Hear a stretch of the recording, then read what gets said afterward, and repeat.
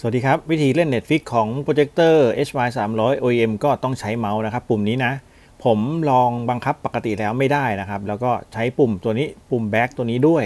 ปุ่มเปิดด้วยเล็กน้อยเท่านั้นเองนะครับมาเริ่มกันเลยให้คุณเข้ามาที่แอป Netflix นะครับเห็นหลายคลิปเขาบอกว่าต้องตั้งค่าก่อนต้องอัปเดตก่อนของผมไม่เห็นจำเป็นต้องอัปเดตเลยนะเข้ามาที่แอป Netflix แล้วก็กดเข้าไปเพื่อเปิดเลยครับเดี๋ยวเขาจะพาไปเองถ้าเกิดว่าต้องอัปเดตเขาก็จะบอกเองนะครับของผมก็ไม่ต้องนะเขาอัปเดตมาให้แล้วเป็นเวอร์ชันล่าสุดใช้งานได้เลยนะครับต้องร้านที่ผมใส่ลิงก์ไว้ให้ใต้คลิปนะหลังจากที่เข้ามาแล้วคุณก็ต้องเปิดใช้เมาส์นะครับเพราะว่ามันจะควบคุมไม่ได้หลายๆคนจะตกใจว่าเอ๊ะทำไมมันกดซ้ายขวาหน้าหลังไม่ไปจริงๆมันไม่รองรับนะครับจำเป็นจะต้องเปิดปุ่มเมาส์ให้ยกคีย์บอร์ดขึ้นแล้วก็เปิดเมาส์ครับพอเปิดเมาส์ก็จะเห็นแถบบาร์ข้างล่างว่ามีการเปิดเมาส์แล้วนะเราจะสามารถเลื่อนเมาส์ได้นะครับสังเกตเมาส์เลื่อนนะแล้วก็เอาเมาส์ไปคลิกนะครับเริ่มต้นปุ่มสีแดงเขาก็จะให้ล็อกอินครับหลังจากนั้นคุณก็แค่ล็อกอินด้วย Account Netflix ที่คุณใช้อยู่คุณซื้อมานะครับจ่ายเงินเรียบร้อยก็จะเป็นการเล่นบนอุปกรณ์นี้นะครับผมใส่อีเมลเข้าไปหลังจากเสร็จแล้วก็กดปุ่มแดงครับ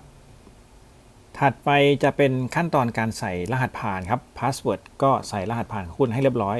แล้วก็กดปุ่มแดงหรือจะกดปุ่มบนคีย์บอร์ดทางขวาก็ได้เข้าสู่ระบบนะครับก็จะเช่นเดียวกัน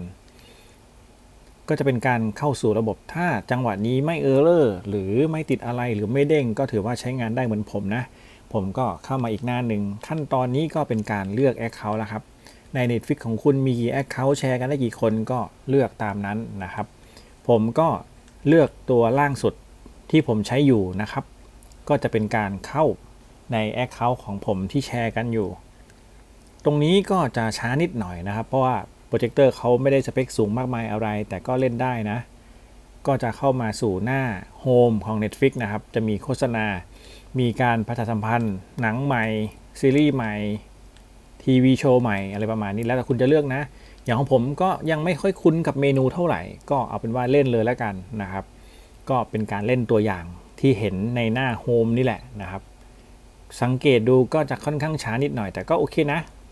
ตอนเล่นไม่กระตุกแต่ตอนโหลดเนี่ยเหมือนกับจะต้องโหลดมาในบัฟเฟอร์ไม่แน่ใจว่าเป็นที่อินเทอร์เน็ตผมช้าหรือว่าเป็นที่สเปคโปรเจคเตอร์ก็ไม่ทราบเหมือนกันนะครับแต่ก็ไม่ได้ช้าทุกครั้งเขาก็จะเล่นวิดีโอนะครับสังเกตดูแสงก็โอเคนะไม่ได้น้อยไม่ได้มืดอะไรแต่คุณจะต้องปิดไฟรอบข้างให้มืดนะครับมืดสนิทก็จะดีมากๆนะครับผมก็จะเปลี่ยนคลิปไปเรื่อยๆไม่แน่ใจว่าจะดูตรงไหนก็เดี๋ยวเข้าไปเลือกหมวดที่เขาแนะนำก็แล้วกันนะครับเราสามารถเลื่อนเมาส์ไปเลือก recently add ก็ได้หรือจะเป็นหมวดอื่นก็ได้หมวดแนะนำก็ได้นะครับตรงนี้ก็เป็นการเพิ่มล่าสุดก็เป็นการดูล่าสุดที่มีการเลือกดูนะครับไม่เป็นไรเราไปดูหมวดอื่นก็ได้ครับไปดูที่เขานิยมกันตอนนี้ที่เขาดูกันอยู่เป็นพวก watching แล้วก็ top 10 นะครับก็จะมี top 10 TV show top 10 10 movie นะครับประมาณนี้ด้านบนนะครับลองเลือก top 10 movie นะครับเป็นหนังดังที่ปัจจุบันคนนิยมอยู่10เรื่องนะครับเอาเรื่องแรกเลยแล้วกันนะครับตัวนี้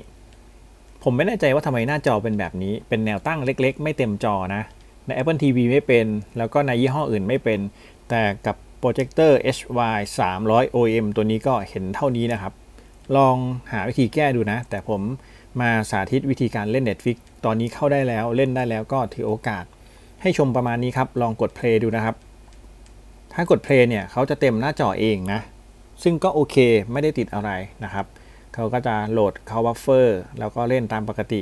แต่ต้องบอกก่อนนะว่าเสียงโปรเจคเตอร์ตัวนี้เนี่ยไม่ได้ดังกระหึ่มอะไรคุณต้องต่อลำโพงบลูทูธเพิ่มนะครับผมทดสอบแล้วเชื่อมต่อลำโพงบลูทูธภายนอกได้ก็เชื่อมต่อไปเป็นลำโพงใหญ่ก็จะดูสนุกขึ้นนะครับตอนนี้ก็ลองเล่นหนังดูจริงๆเป็นหนังเต็มเรื่องนะครับแต่ว่าผมก็จะขยับกดให้มันเล่นเร็วๆดูนะประมาณนี้ลองสังเกตดูการโหลดบัฟเฟอร์เขาก็ไม่ได้ขี้เหร่นะครับเขาสามารถโหลดมาแล้วเล่นได้ทันหนังจะดูน่ากลัวนิดนึงก็จะ ดูแล้วก็หยุดนะครับเผื่อหลายคนจะไม่ชอบก็ถือโอกาสให้ดูเป็นตัวอย่างว่าเล่นได้ยืนยันว่าสามารถใช้งานได้นะครับเห็นหลายๆท่านบอกว่าดูไม่ได้คอมเมนต์ก็เยอะแยะบอกว่าทำไมถึงจะดูได้ผมก็เลยลองเข้าแล้วก็เอามาทำเป็นวิดีโอตัวอย่างให้ดูนะครับยืนยันว่าเล่นได้สามารถสั่งซื้อได้เลยตามลิงก์ใต้คลิปนะผมใส่เอาไว้ให้แล้วร้านของผมเนี่ยเป็นร้านที่ให้โปรเจคเตอร์รุ่นนี้มาใช้งานแล้วก็มารีวิวยืนยันว่าของเขาเนี่ยอัปเกรดมาแล้วเป็นเวอร์ชั่นล่าสุดนะครับเป็นร้าน AFF Mall